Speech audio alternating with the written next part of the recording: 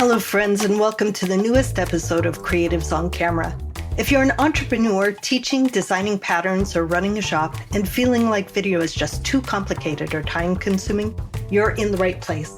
This podcast is your guide to creating video content that connects authentically with your audience, builds your business, and expands your reach without the stress of a huge production or expensive equipment. We make it simple, effective, doable. I'm Lyric Montgomery Kinard, an artist, educator, and host of the show. Join me as we explore practical tips and strategies to help you confidently share your creativity online. Let's get started. Hello, friends, and welcome back to Creatives on Camera. I'm your host, Lyric Montgomery Kinard, and today I'm talking with someone who is truly on fire in the quilting world, Brandy Maslowski, the Quilter on Fire. Brandy is a quilter, fiber artist, teacher, speaker, podcaster, and travel tour host. Brandy's journey into virtual teaching started in 2020 when she quickly pivoted to live Zoom workshops after all of her in-person events were canceled. Since then, her career has absolutely taken off with new opportunities to appear on TV shows and, well, we'll let her reveal what she's doing. In this episode, we're talking about how to dive in with on-demand workshops, even if you think you aren't ready, how to let go of imposter syndrome, and how to create a sense of community and really serve your students in a Zoom workshop.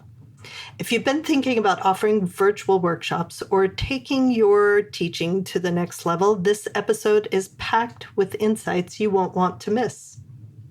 Brandy's passion for teaching and creating engaging online experiences shines through in everything she does. So grab your favorite cup of tea, settle in, and let's dive into this energizing conversation with Brandy Maslowski, the Quilter on Fire. Hello, Brandy. It is so good to see you again. Hi, Lyric. It's so nice to be here. I just love your smiling face. It's so nice to talk to you. Likewise. It is always miraculous and lovely and amazing to be able to see people through this technology and get back in touch. And you have been doing so much. I have been busy. So much. So, our audience is people, creatives, artists, makers who want to teach online or already are. And I have seen you just grow everything, do everything, and it's been phenomenal. So I would love you to give us a very quick introduction of how you got into this in the first place. And then we'll do a quick recap of the whoosh explosion of your career. Yeah, it's been so fun. So, it has a lot to do with Global Quilt Connection, actually. So when the pandemic hit, I had already, just a couple months before, like December, I had already started the podcast because I had missed it so much. I had taken many years off. So I started the Quilter on Fire podcast up again, and I had already been teaching and speaking and judging. But when the pandemic hit, I thought, I just launched this. I just am retiring from my career. I'm just doing this full time. Now what am I going to do? So I got connected with you immediately, and I started teaching on Zoom in a very low-key way. I wasn't doing anything fancy, the absolute basics. And then Global Quilt Connection came along, and I was one of the first people to send you my video, like, here I am, world. Tell me what you love. Tell me what I can bring to you that will be valuable. And Global Quilt Connection really connected me to all of those guilds all over North America, and it really just blossomed from there. In a nutshell, if you wanted to hear about Quilter on Fire and what I bring to the world, I kind of have three pillars now. I've created pillars. I'm all professional. I've created pillars in my business. The first one would be education. So I teach, speak, judge. I travel. I do Zoom online on demand. Teach, speak, and judge. The second pillar is community. And that really is all about my podcast. I bring these amazing creators to the world and share their stories. And I couldn't be more happier lifting them up. That is something I really love to do. And it's really important to me. And then the third part of my business is travel. travel. I absolutely love quilt destination travel. I travel all over the world and I have so much fun. So those are kind of the pillars I've created around my business. But something snuck in the back door in this last year, and that is editing as well. So I'm the editor now of Quilting Arts magazine and QuiltCon magazine. So like you said, things have kind of exploded in a wonderful way, but I'm having a lot of fun. I'm glad you're still having fun because that is a lot to be on one person's plate. I know it is. And I have brought people in here and there to help me along the way. So that's been, if you just don't have the time to do everything, sometimes you need to bring people in to give you a hand, right? Right. Oh, well, let's jump right into that at the beginning because this is such an important thing for a business person who is going to be a professional business person, right? Yeah. To think about what are you doing with your time in your business that absolutely nobody else can do? Those are the things that are high income earning that bring in the dollars, right? But then how much time do you spend on things that are like a minimum wage grunt work job? Absolutely. And how much is that taking away from the really important stuff? Yeah, I did a full review of my business and I was like, first of all, what do I love to do? What's kind of in my genius zone? What do I bring to the world that's really valuable just from me? And that's the speaking and the teaching and the creative aspect of my business. And what are the parts of my business that are just dragging me under where I can barely breathe and I'm trying to come up to the surface, right?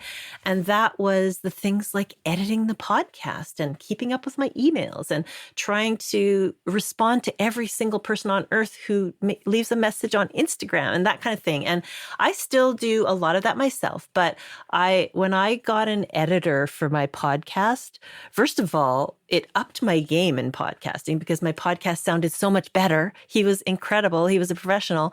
And I was taking up to 6 hours to edit these 2-hour-long podcasts. And now I pay someone, he does it. So I literally spend the time it takes to record it, the time it takes to listen to it once after the fact. And I have to tell you, the big change that happened there for me was instead of toiling through the edits and trying to make it sure everything was perfect and then being done, I'm able to listen to the end result and get that joy in my life all over again of having that conversation with that guest. Because when you're recording it and editing it, you don't get to just sit back with a cup of tea and enjoy it. You're so mired down in making sure the little ums and ahs or, anything that sounds silly or you want to remove is out of there.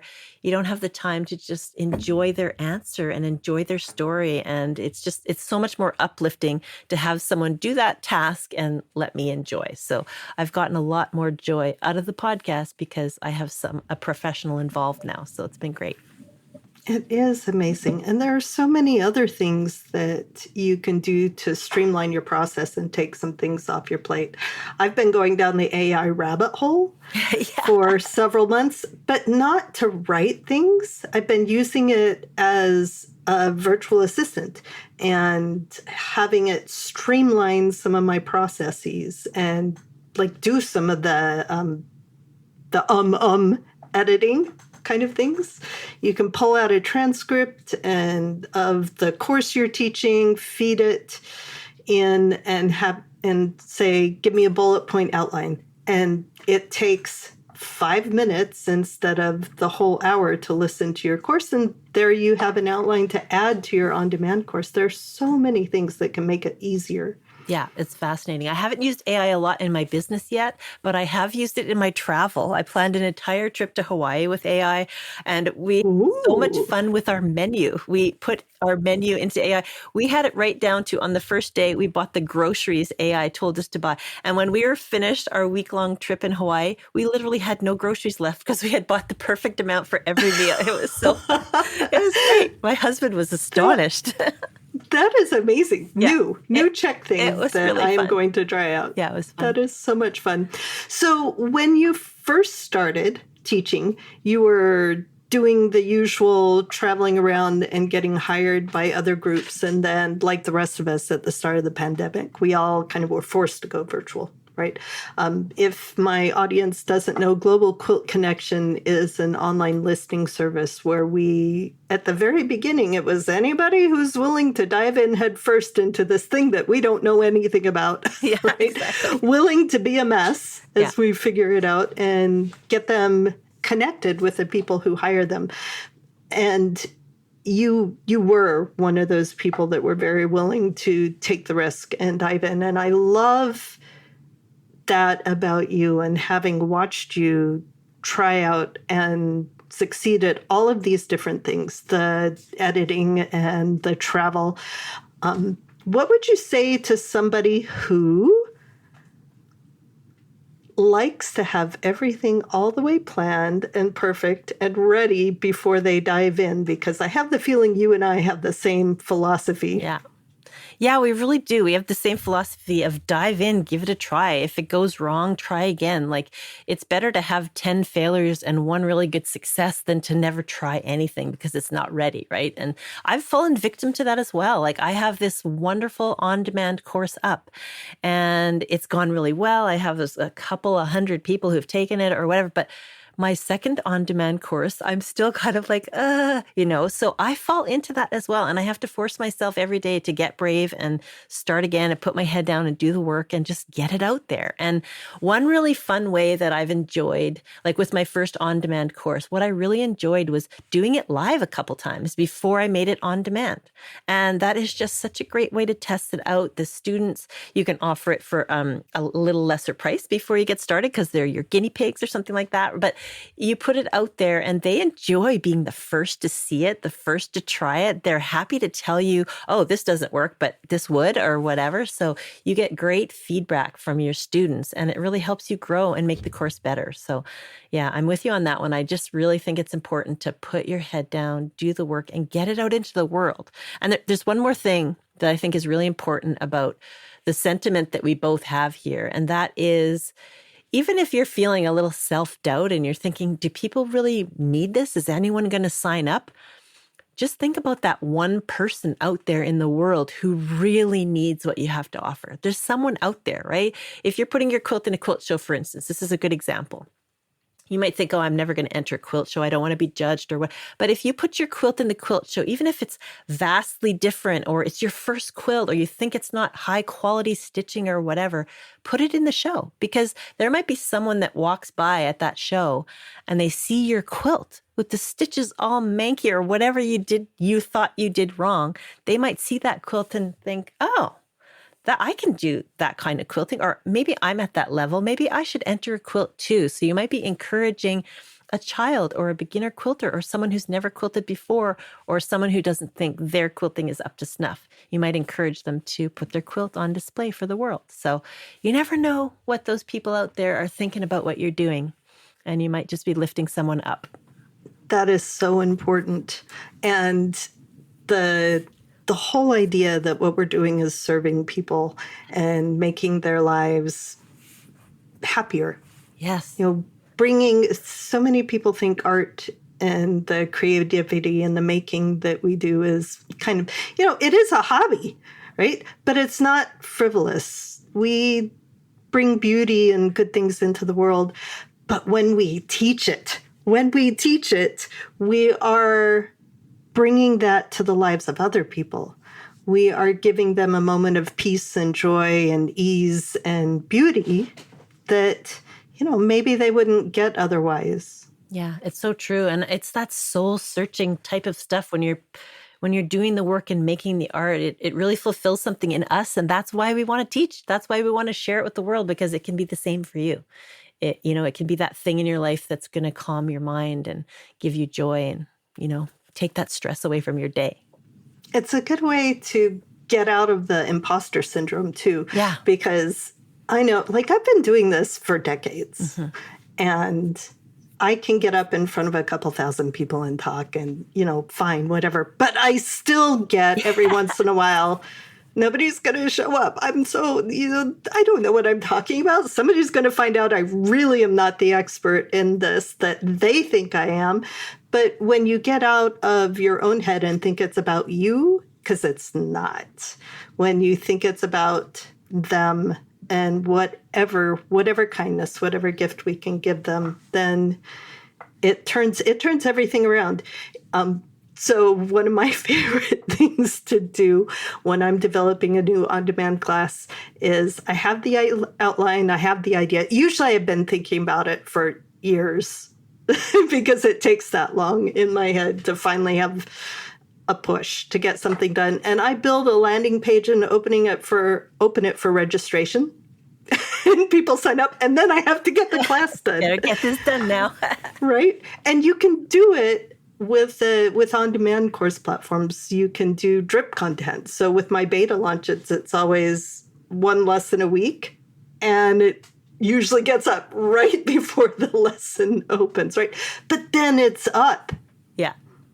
Yeah. And, I have done that too with my next on-demand course that's coming up. But I'm feeling that little tug in my heart because I did it live. I did it for 2 different classes, and I've got 24 hours of content up there that is replays, right? And so I need to change that down. I need to somehow go in and review all that video, but it's okay to just have it up the way it is. If people want to take 24 hours of content, they can sign up for that.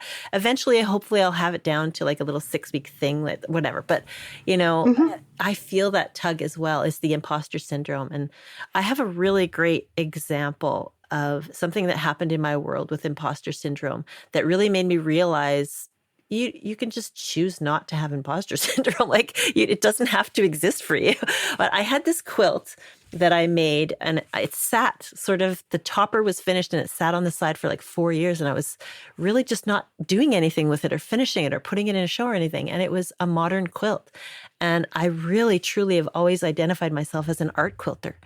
And I made this modern quilt, and I was just fearful. And the reason I think I had this thing in the back of my mind, because someone who wasn't kind to me once said to me, what do you think you're doing being a quilt judge when you've never even entered a show? And I was like, okay, that's a brick that just hit me in the head. What? Why would someone say that? It was horrible. And I carried that around with me for quite some time. And then I saw this quilt and I thought, I want to collaborate with someone to get this quilted and get it into a show. And I collaborated with a friend. We put it into QuiltCon and it got accepted. And I couldn't believe it. I thought there'd been a mistake, that imposter syndrome was just ingrained in me. I was like, are you sure you want it? So anyway, it was in the show. I went to my first QuiltCon in 2022. And this has led to so many wonderful things in my life. That quilt actually sold at that show to a private collector. And I had put a price on it that was ridiculously high, and it sold. So I got like over $3,000 for that quilt in the end. I was really excited. And just to sort of wrap this story up in a little bow, I'm going to be taping and filming on the quiltshow.com in a couple of weeks at the end of March.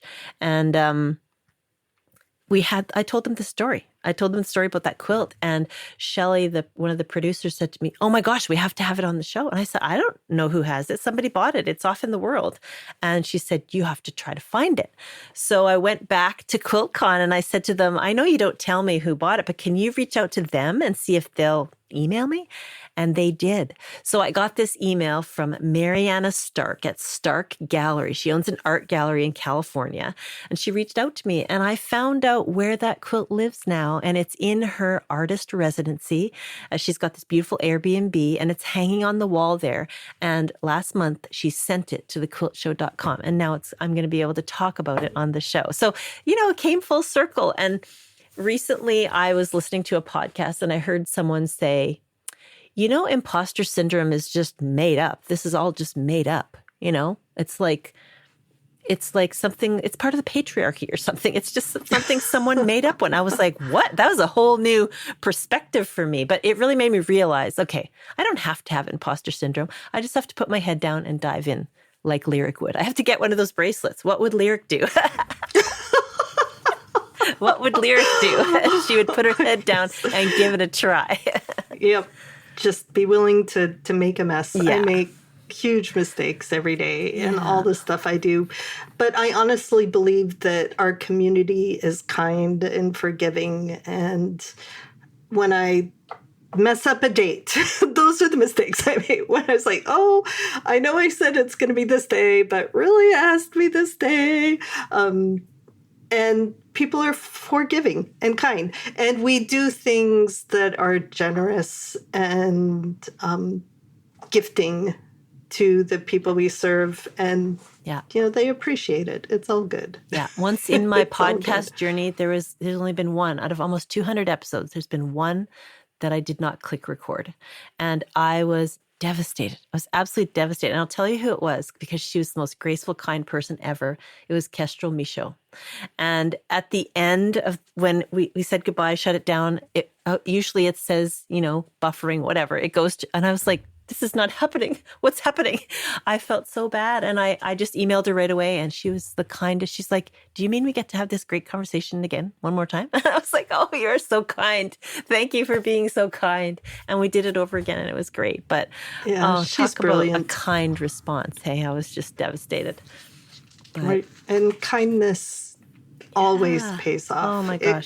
It comes back around. Yeah. And that's an interesting thing too. Let's talk a little bit about, have you ever had experiences where you have somebody who's signed up for an on-demand course or something that you're offering and they're unhappy and they contact you? Well, mostly I've only ever had people who are struggling to get on. So I am one who will, let's hop on Zoom. I will literally walk you through the process. So I've only ever had people who have struggled with the Kajabi platform or something like that. Or technology. Yeah, the technology part of things. One time I did have this wasn't an on-demand course though, but I had a really negative person send me an email. And I was on holiday with my husband in Vegas, and I got this email that she had snuck into another guild to watch my on-demand lecture, because we already had a contract to do her guild. And my guild my lecture is called Your Mind Matters. So there's 5 life lessons woven into my lecture, and it gets a little bit into the mind. It's called Your Mind Matters. It's not a psychology class, but it really does touch on lift yourself up, treat yourself well, surround yourself with people who will, and so woven amongst the 24 or 30 quilts is these little life lessons. And so anyway, it was a very negative person who said that was like a psychology lecture, and my guild would crucify me if I hired you. And it was horrible. It was just a horrible review kind of thing, right? And my husband said, is that about you or is that about her? And I was like, that is so good, honey. Like, I'm suffering right now because I feel so bad. She canceled the contract. I'm not speaking for her guild, right? And then that's income and that's my livelihood. And anyway, my husband was like, you cannot, it's crushing you right now. You cannot take that on. You have to it's like someone put a piece of poo on your hand and you just go, get rid of it, blow it right back at them, right? So I actually went back to them and I said, tell me more. Like, really? What really was the problem? And she did tell me more. And I'm like, well, I'm sorry it didn't work out for you, but it's too bad that your guild is going to miss out on that because you were triggered by something and I'm not going to be able to share my story with them. So that's kind of the way that it ended up. But literally, that's the only real big thing that hit me in the heart. And I had to deal with it and move on, right? It is really, really hard. I often say, especially in my in-person classes, that whoever signs my students up filters them because I only ever get the best students. They're always amazing, I know they're right? incredible. I've never had a student who, I'll have someone who's struggling with technology. I think I only have one rule in my workshops ever, and that is no one suffers in silence. And it's even more important while you're on Zoom teaching or, like when you're virtual, because I can't wander around and discover that someone's struggling. I have to count on them to tell me that they're a little bit behind or struggling. So I'm constantly asking, is everyone caught up? Does anyone want me to repeat that? I can do it again or whatever. But that rule at the beginning, I say, nobody suffers in silence. You have to. Even if you secretly send me a note in the chat, that's totally fine. I will just review it again and make sure that you're caught up.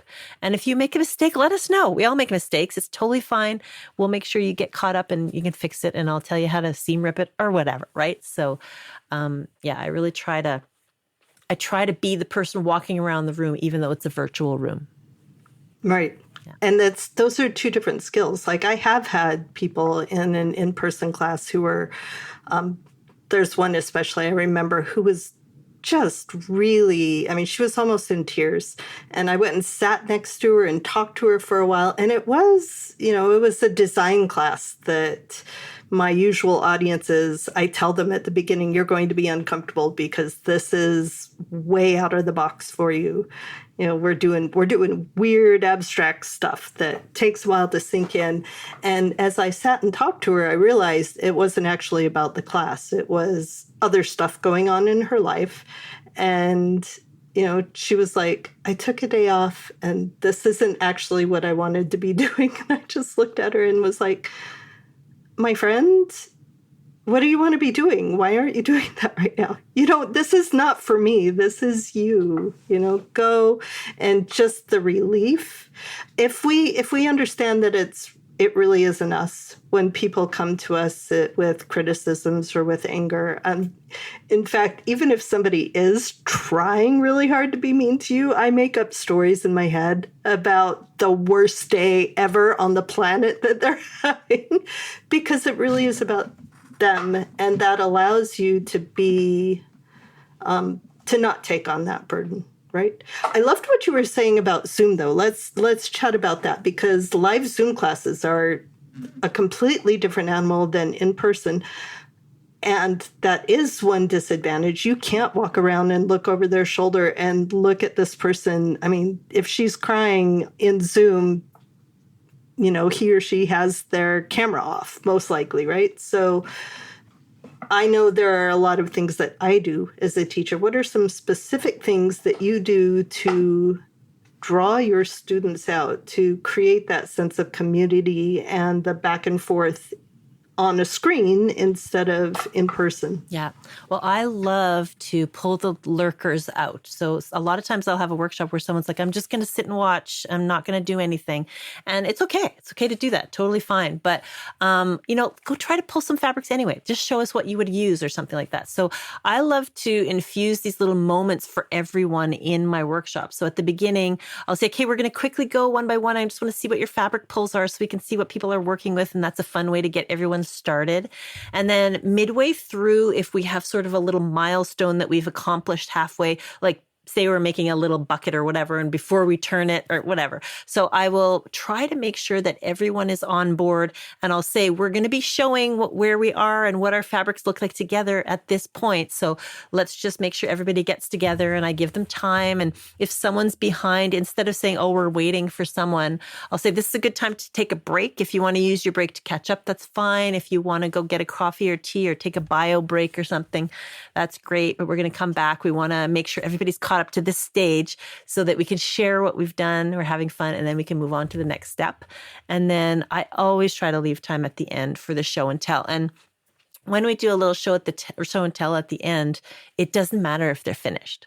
So, I say, let's just show where you're at. It doesn't matter if you're still at stage 2. Let's just show your fabrics again and how you think it's working out, or you can ask about a struggle or anything. So please show what you have anyway. And usually the people who have sort of decided they've dismissed themselves before the class even starts, this rarely happens, but once in a while it does, they've usually come around and they've picked something and they're so inspired and, I'm going to try it on my own later. But, and then the other thing is I always make sure they have their written instructions and they have all the information they need so that they've got the tools from me that I've taught them. And now they can take the pattern or the instructions and they can follow it because they've seen it on the screen. I usually try to just have those little supportive elements all along the way.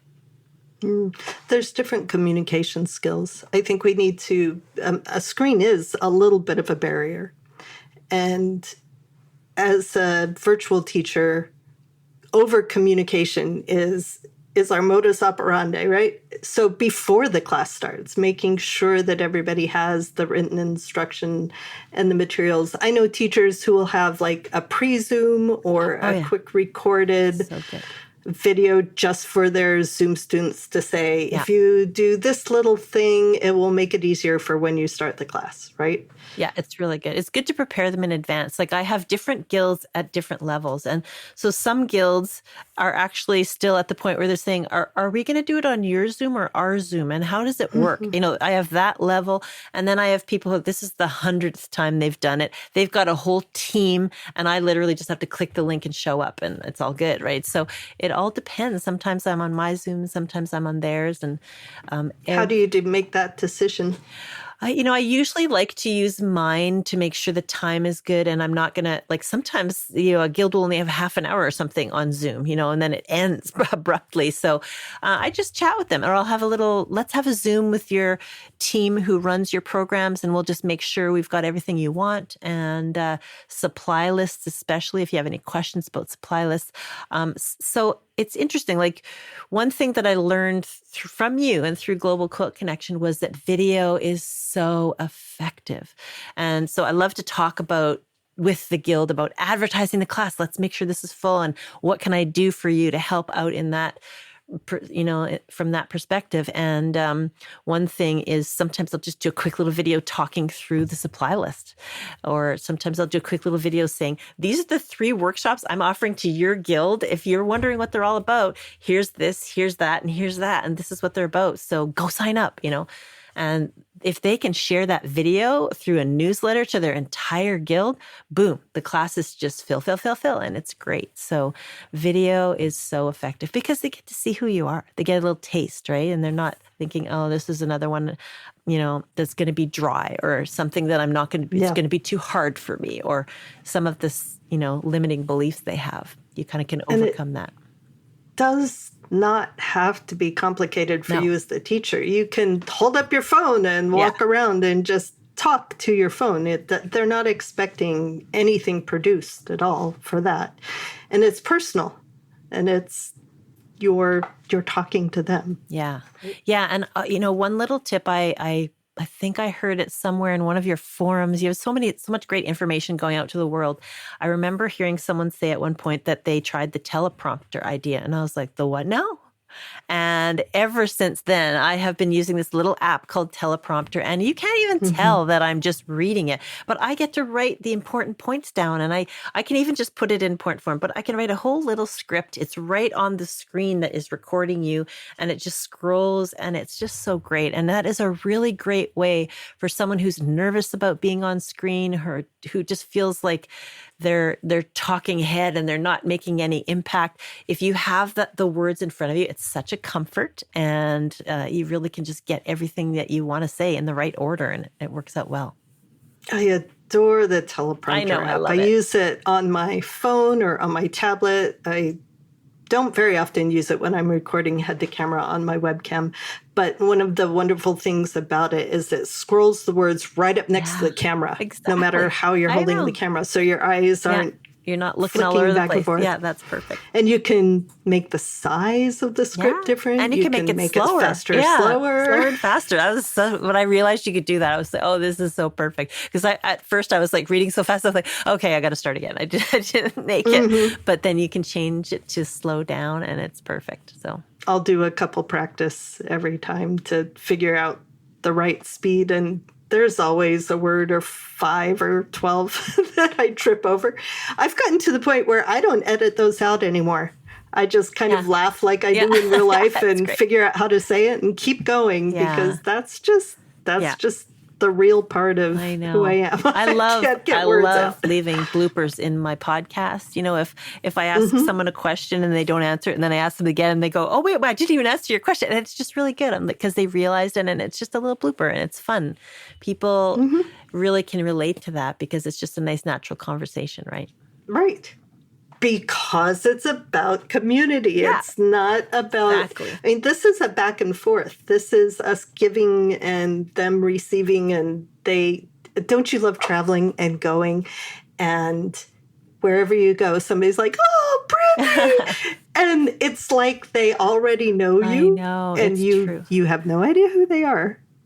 But they're already your best friend. It is really fun because they know so much about you. And I sometimes I don't even know their name. And one time I had someone, this was deep in the pandemic when we were all still wearing masks at Houston.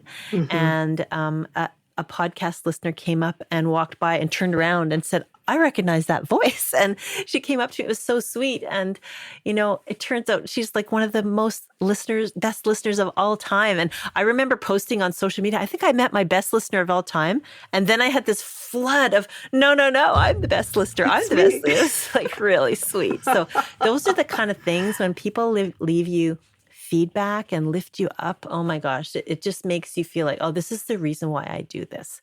I send an email out to thousands of people every week talking about the podcast, and I get so many replies to that email. I could shut that off if I wanted to.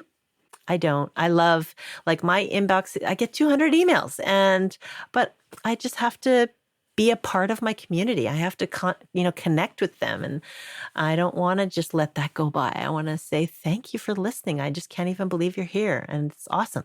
Thank you. So yeah, I love that part of it. The community. Oh, teachers. Yeah. This is a thing. It's okay to ask for feedback as well. Yeah. Right. I love the feedback that happens as well. Teachers, if you listen to podcasts, if you take other classes, and as a teacher, you know that the 2 minutes it takes to leave a review or write a quick testimonial for somebody else, and especially if you say, and by the way, you can use this wherever you want to, because I want to tell everybody about how amazing you are. That is a golden gift to whoever you are giving it to.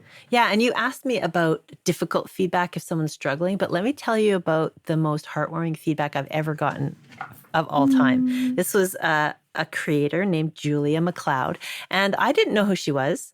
And so I was in a cab going to an airport from somewhere, and on the social media, I see Julia McLeod writes, Brandy is the Terry Gross of the quilting world. And I was like, I'm Canadian, so I didn't even know who that was. And so I just said out loud in the back of the cab, who's Terry Gross?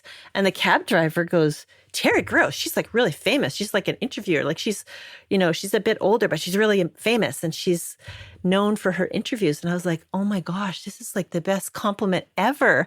She's this famous person on NPR. And so anyway, the really nice part of that story is that one of my sponsors, once in a while, my sponsors will bring forward a person they'd love me to have on the podcast. Well, they brought me Julia McLeod. So she actually airs tomorrow on the podcast. So this is early March that she airs. But anyway, it was just kind of like a little full circle thing. She gave me such a nice compliment. And then all of a sudden I'm having her on the podcast. So that was really sweet. Oh, that is sweet. And I know Julia, and I'm going to tell her you said so. Yeah. She was amazing. Our conversations were so great. Absolutely amazing. I know. I absolutely loved having her in the podcast. So I can't wait for that to go out to the world. That is so cool. Tell us what you have coming up in your business that you're really excited about. Well, I'm doing a lot of travel, so that's really fun. So one thing that's coming up right away, I leave in a couple of days to go on a cruise with Stitch in Heaven in Texas. And for the first time, though, I'm not teaching. So this is kind of unusual for me. They've asked me to come along as an influencer. And I thought, wait a minute, I have influencers on my podcast. I don't know if I'm the influencer, but You're kind of talent. Yeah, it's kind of hard to accept being called an influencer for some reason. But so I get to go and do all of my fun social media and YouTube. And so if you go to my YouTube channel and my social media right now, you'll see all kinds of stuff about this cruise to the Bahamas that's coming up. So that will be fun.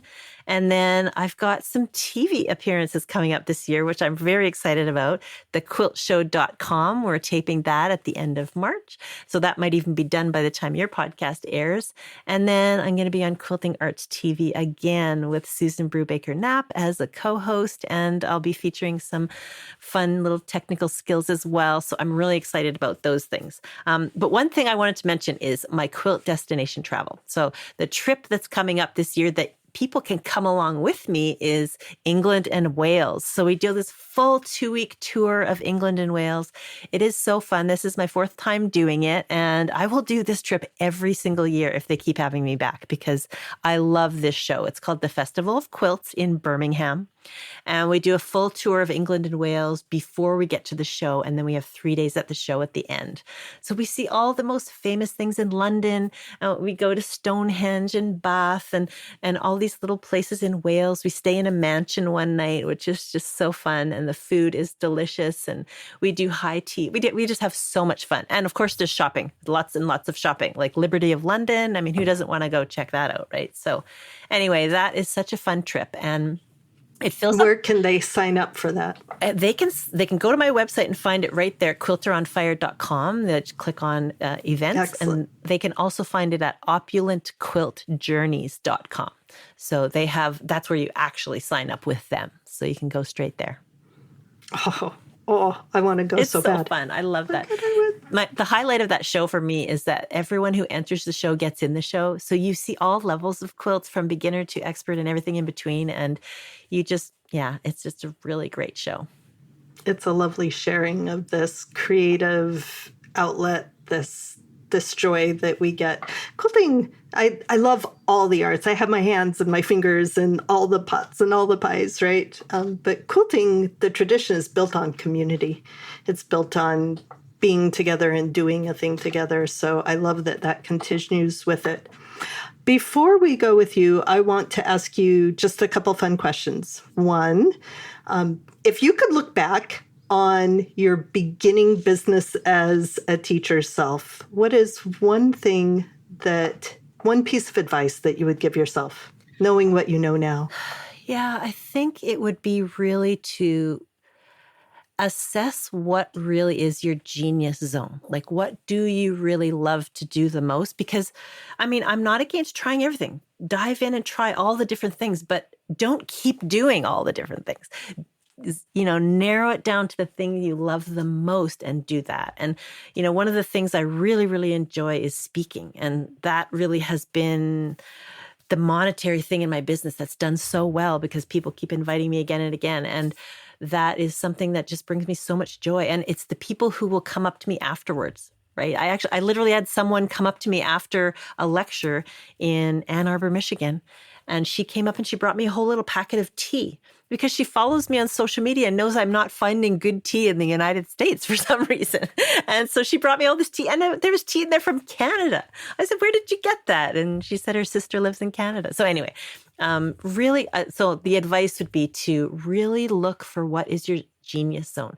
When people ask me, I'm on a lot of podcasts, which is really fun. I think I've been on over a dozen of them.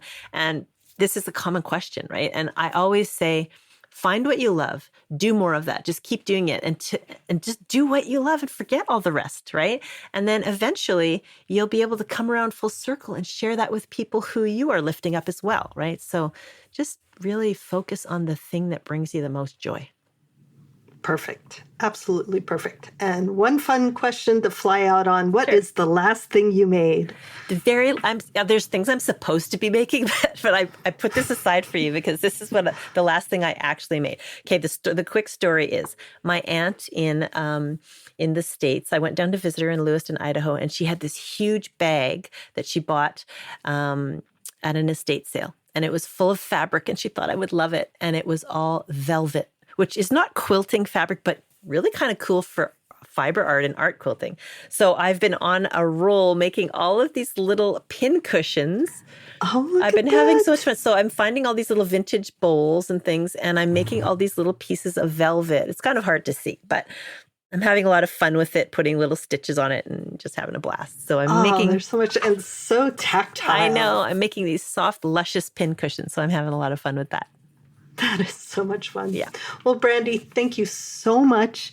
People, look in the show notes for all the links to check out Brandy, check out all the amazing things she's done and is doing. And I cannot wait to see where you go next, Brandy. Aw, Lyric, it's been so nice to see you again. Thank you for having me on your show.